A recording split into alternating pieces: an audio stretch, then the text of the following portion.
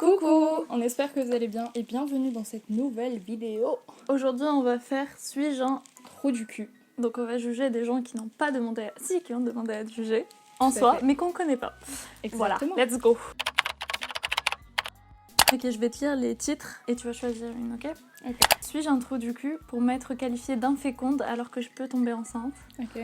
Suis-je un trou du cul pour refuser de sortir les poubelles pour une fille que je fréquentais? Suis-je un trou du cul pour ne pas partager ma nourriture avec ma belle famille? D'accord. Suis-je un trou du cul pour avoir fait pleurer ma mère parce qu'elle a jeté un casque? Ok.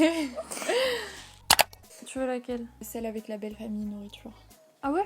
Ouais. Ok, ma belle-mère est à la retraite, elle a Ok. la soixantaine.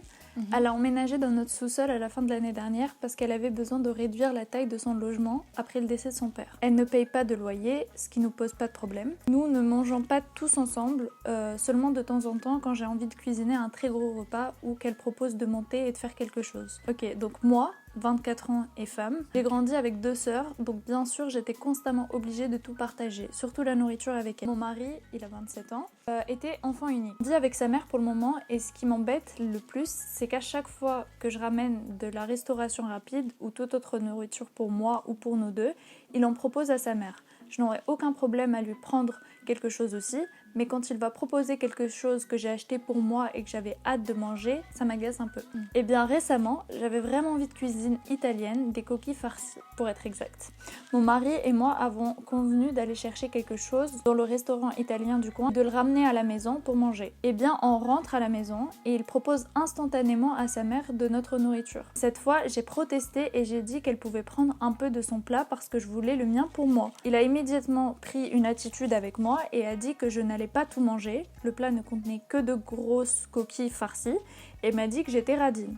Sa mère, je suppose, a un peu lu l'ambiance et a dit qu'elle prendrait juste un peu du sien. Il a ensuite doublé la mise et lui a dit de prendre l'autre coquille de mon assiette et de la mettre dans la sienne. C'est ce qui m'a vraiment irritée parce que j'ai fini par avoir encore faim après. La moitié de mon dîner a été donnée à sa mère. Il m'a proposé un peu du sien, mais il savait que je n'aimais pas ce qu'il avait pris. Pour conclure, suis-je un trou du cul parce que je ne voulais pas partager ma nourriture avec elle et étais-je radine? Sincèrement, c'est sa mère à lui. Le partage, c'est très important et tout. Mhm. Vraiment, moi, mon but dans la vie, si un jour je me marie, c'est vraiment d'être dans une bonne entente avec la famille de mon mec, etc. Yeah. Mais à un moment donné, c'est sa mère à lui, c'est une maman, donc elle a quand même des ressources. Et à la limite, s'il sait qu'à chaque fois il va lui proposer, autant lui prendre un truc Voilà, dès c'est qu'il ça. part. Moi, pour moi, prends en fait un truc à ta mère et arrête de faire chez ta meuf, ou prends-toi plus, ou donne-lui du tien. Mais si tu sais que t'as go, en plus la nourriture en vrai, c'est genre. Et en plus, le plus chiant, c'est que genre, il lui propose mais devant la mère déjà, tu vois. Oui, donc elle oui. peut même pas dire non. En vrai, Ouais. bon là, elle l'a dit, Il mais la met un peu dans la merde, genre Ouais. vraiment c'est... Bah en fait c'est ça le truc. ça met tout le monde mal à Moi l'aise. ça me dérangerait pas je pense de le faire, tu vois. Mm. Par contre, si elle, il sait que ça la dérange, il devrait faire l'effort de prendre quelque chose à sa mère. Ouais, Donc pour moi c'est pas une trou du camp, ouais. Non, Mais c'est vraiment. délicat comme situation. c'est chiant. En vrai, c'est le mec, genre, il est trop Ouais. chiant, genre. Bon, j'ai envie de voir celle infertile, mais qui l'est pas. Guys, je mets juste mes lunettes vite fait pour celle-là parce que j'ai trop mal à la tête. Bref. Suis-je le trou du cul pour m'être qualifiée d'inféconde alors que je peux tomber enceinte? Bon, du coup, d'infertile plus en Ouais. France même. Ce titre a probablement l'air stupide et absurde, alors laissez-moi expliquer. Avertissement pour contenu sensible, juste pour être sûr. Donc, je suis née avec une malformation congénitale que je ne nommerai pas parce qu'elle est très rare et peut être utilisée comme information d'identification. Ce que vous devez savoir, c'est que j'ai une énorme cicatrice très serrée qui couvre tout mon ventre à cause de ça. Le tissu cicatriciel, surtout le tissu cicatriciel aussi épais et grave, n'est pas élastique comme la peau. Vous pouvez probablement voir où je veux en venir. Non. Pas du tout. Mais ok. Je pourrais techniquement tomber enceinte, mais le garder serait une condamnation à mort parce que mon abdomen ne pourrait pas s'étirer pour l'accueillir. Ok, Ah, je comprends ok, bien. ok. On est vraiment con. Ouais. Ce serait extrêmement dangereux et les médecins l'ont déconseillé. Ce fait ne me dérange pas tant que ça. Je suis gay et je n'ai jamais voulu d'enfant en premier lieu. Maintenant, passons à ce qui s'est réellement passé. J'étais au travail et je parlais à un groupe de collègues, toutes des femmes de mon âge, début de la vingtaine. J'expliquerai pourquoi c'est le cas, mais cela associé aux informations vagues sur mes problèmes de santé serait également une information d'identification pour quiconque qui me connaît. In real life. Lol. Le sujet d'avoir des enfants a été abordé et les gens se demandaient les uns aux autres s'ils prévoyaient d'avoir des enfants. J'ai dit que je ne voulais pas d'enfants, mais que je suis de toute façon infertile. Mhm. Une collègue m'a demandé comment j'avais découvert ça, j'ai expliqué ce que j'ai expliqué ci-dessus et elle m'a regardé bizarrement et a dit « donc tu n'es pas infertile ». J'ai réexpliqué et puis elle s'est juste mise en colère. Ah d'accord.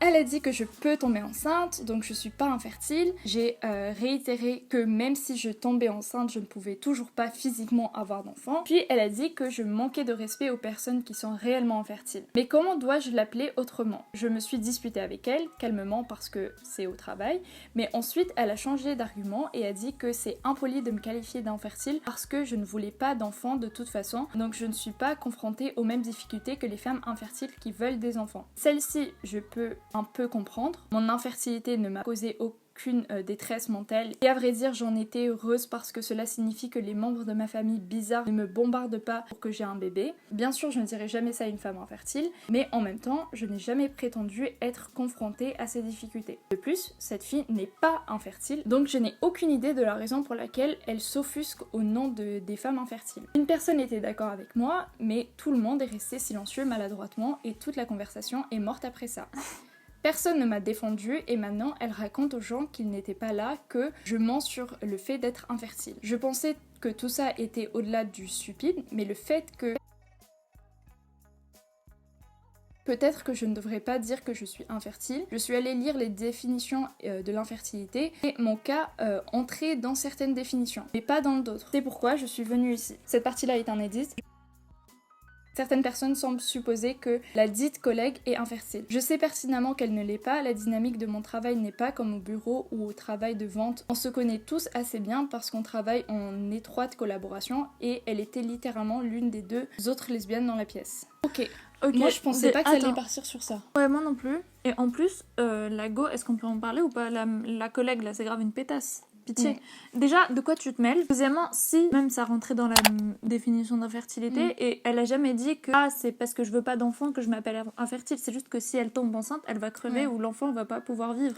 Donc techniquement, elle l'est pas. Elle a jamais dit je suis contente et tout parce que je veux pas d'enfant donc je suis infertile. Surtout que tu l'es même pas toi, donc... Ouais, en plus. Et elle est pas partie dire ça et elle l'a même précisé qu'elle va pas partir dire ça à une go qui est infertile. Ouais. Donc non, t'es pas un trou du cul ma belle. Mais c'est la collègue qui est un trou du cul. Ouais.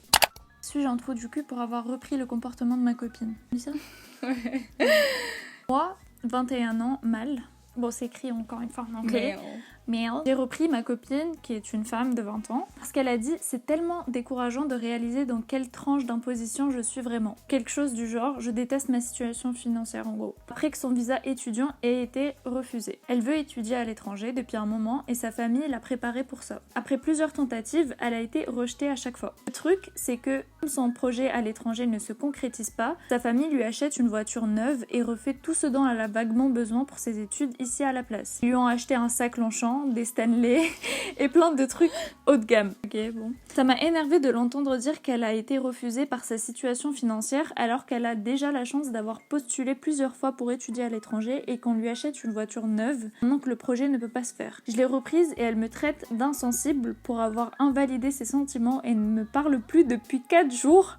Je comprends qu'on ne puisse pas intégrer l'école de ses rêves, c'est frustrant, mais je ne peux pas m'empêcher de penser que son commentaire était déplacé et qu'elle n'est pas raisonnable. Suis-je un trou du cul d'avoir fait ça? Edith, d'après certaines des réponses, je pense que la partie sur la voiture est un peu mal comprise. Pour donner du contexte, ils lui ont acheté la voiture parce que l'école qu'elle fréquente maintenant est assez loin et qu'il est difficile de trouver des trajets réguliers là où ils habitent. Donc je suppose que c'est la principale raison pour laquelle ils ont acheté la voiture, pour qu'elle puisse aller en cours plus facilement. Aussi, s'il vous plaît, minimisez les insultes, je tiens toujours beaucoup à elle et je veux juste savoir comment on pourrait comprendre cette situation autrement.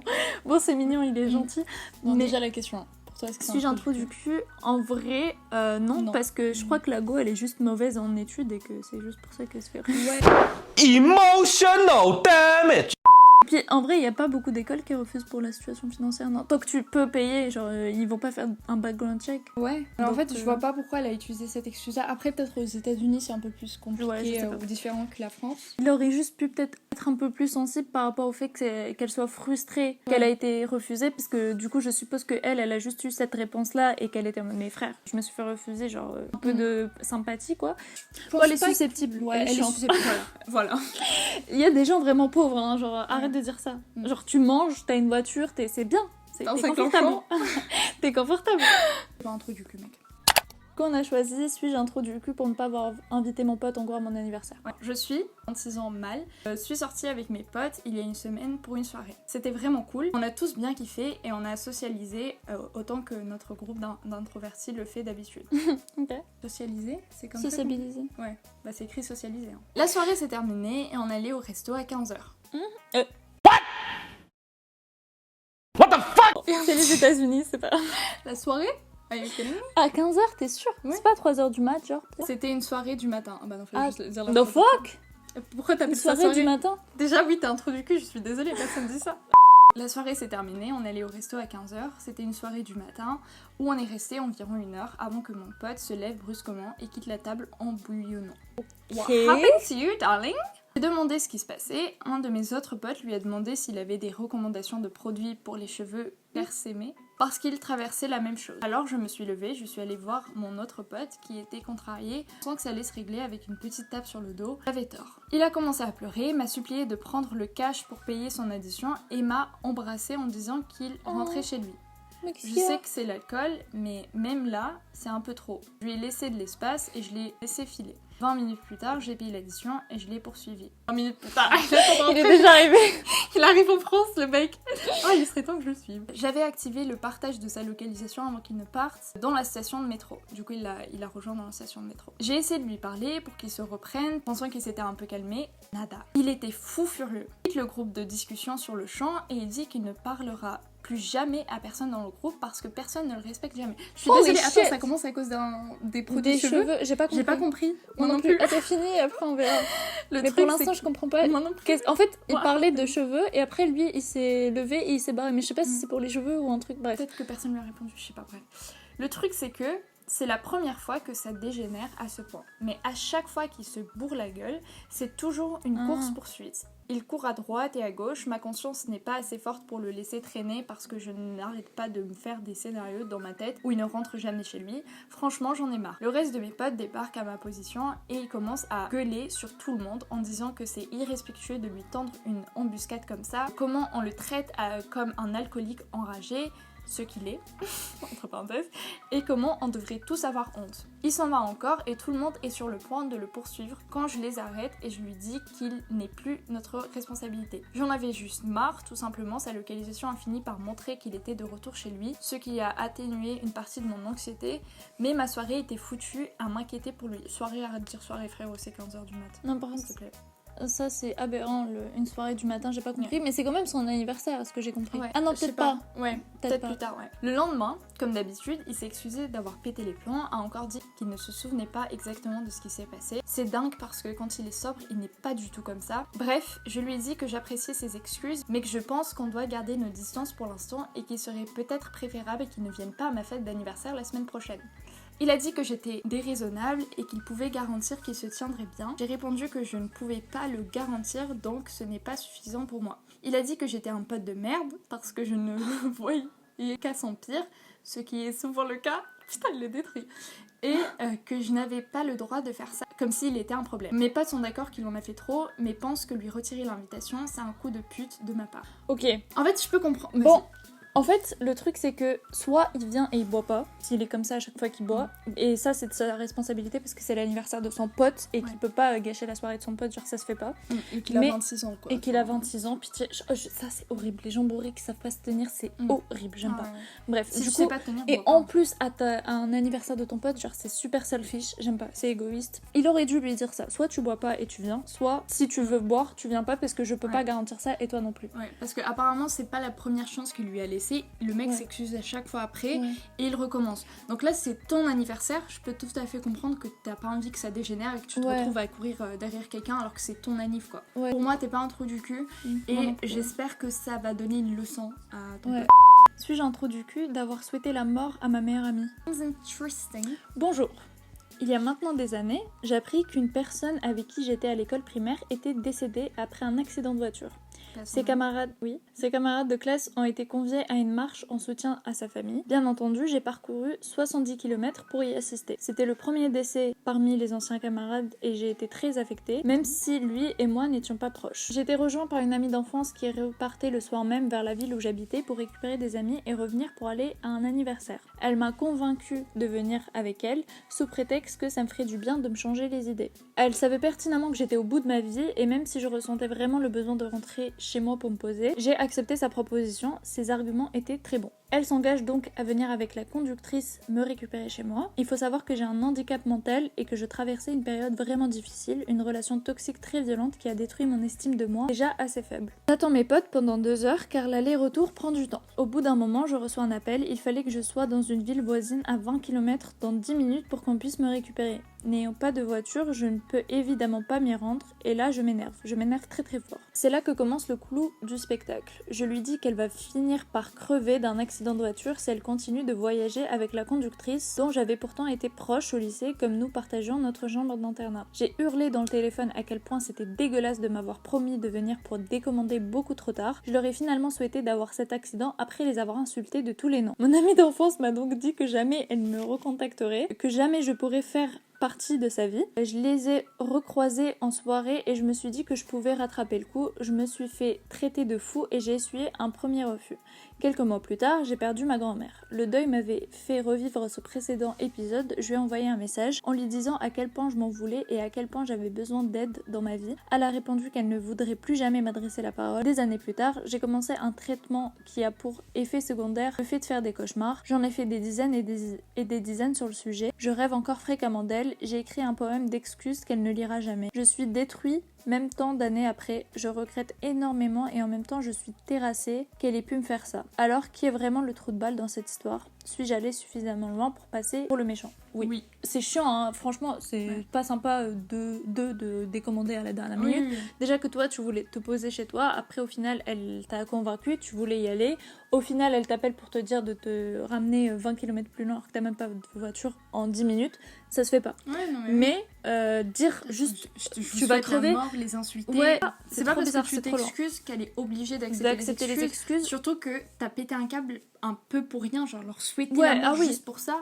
Je peux comprendre. C'est chiant, mais par contre, souhaiter la mort à quelqu'un, c'est horrible et pour ça en plus, c'est vraiment ridicule. Même si après ta grand-mère est décédée et ça, je suis désolée, paix à son âme, elle n'est pas obligée juste parce que tu passes par un épisode dur de tout te pardonner, d'être là pour toi. Vous êtes plus amis et c'est toi qui as merdé, donc elle n'est pas obligée de revenir vers toi pour t'aider.